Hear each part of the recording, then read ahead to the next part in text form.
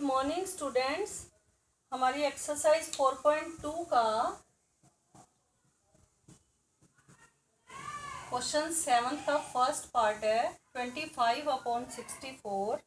ये rational number है, आपको इसे एक्सपोनेंशियल फॉर्म में लिखना है। ठीक है, तो एक्सपोनेंशियल फॉर्म में कैसे लिखते हैं? 25 के फैक्टर्स बनाएंगे सबसे पहले हम।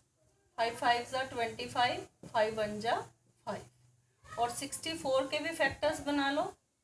ये वैसे तो 2 से भी डिविजिबल है, 4 से भी डिविजिबल है और 8 से भी डिविजिबल है। तो मैं इसको 8 से क्यों मैंने किया ये रीज़न बताती हूँ। ठीक है, क्योंकि ये पावर मैंने यहाँ पर 25 जो है वो 5 की power 5 raise to the power 2 है, और यहाँ पर 64 जो है 8 रेज टू द पावर 2 है, क्योंकि 64 8 इंटू 8 है तो 8 रेज टू द पावर 2।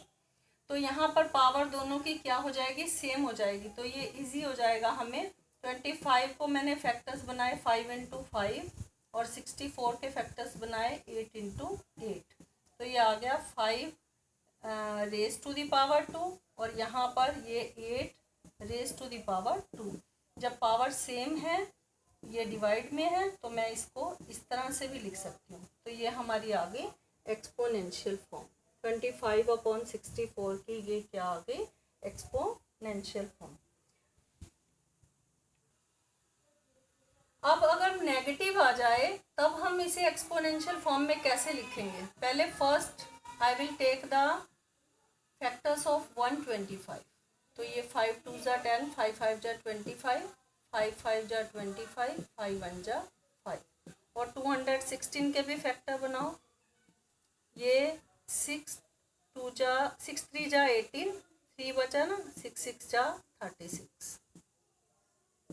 ठीक है, तो ये हमारा 125 जो है ये 5 into 5 into 5, 5 raise to the power 3 है, और ये 6 into 6 into 6, 6 raise to the power 3 है। लेकिन यहाँ माइनस गिवन था। अब मैंने बताया था कि जब पावर हमारी इवन माइनस की जो पावर है अगर हमारी इवन नंबर में होती है तो ये हमारे जो पावर इवन में है, जैसे 2 4 6 है, तो यहाँ पॉजिटिव आएगा। और अगर यहाँ पर -3 है तो ये हमारा ऑड नंबर है, तो यहाँ पर हम इसको इस तरह से लिखेंगे -5 इंटू -5 इंटू -5।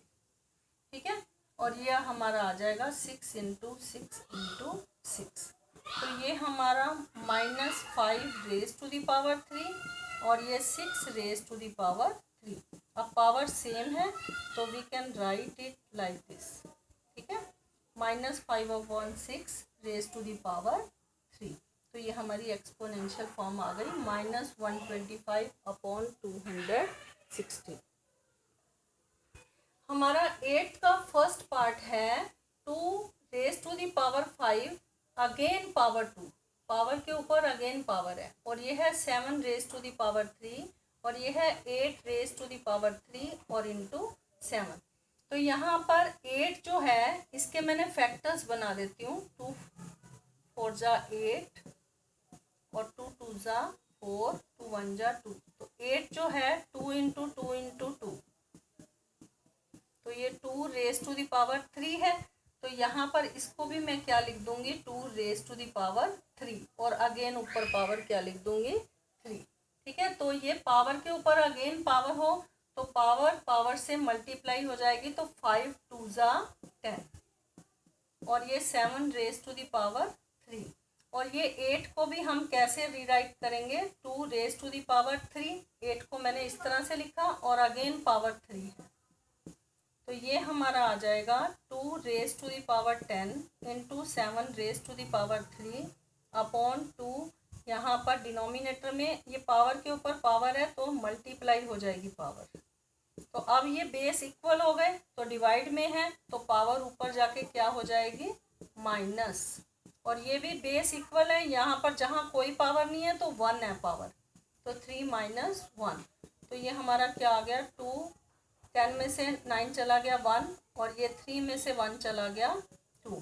तो हम इसे कैसे लिखेंगे? 2 इंटू 2 की पावर 1 2 ही है, और 7 रेज टू द पावर 2 का मतलब 7 इंटू 7 49। तो 49 को 2 से मल्टीप्लाई करेंगे 98 हमारा क्या आ गया, आंसर आ गया। अब हमारा 8th का 4th क्वेश्चन है -3/5 रेज टू द पावर -3। जब पावर नेगेटिव में होती है तो यहाँ बेस का हम क्या करते हैं, रेसिप्रोकल ले लेते हैं। रेसिप्रोकल लेने से पावर हमारी क्या हो जाएगी, पॉजिटिव हो जाएगी।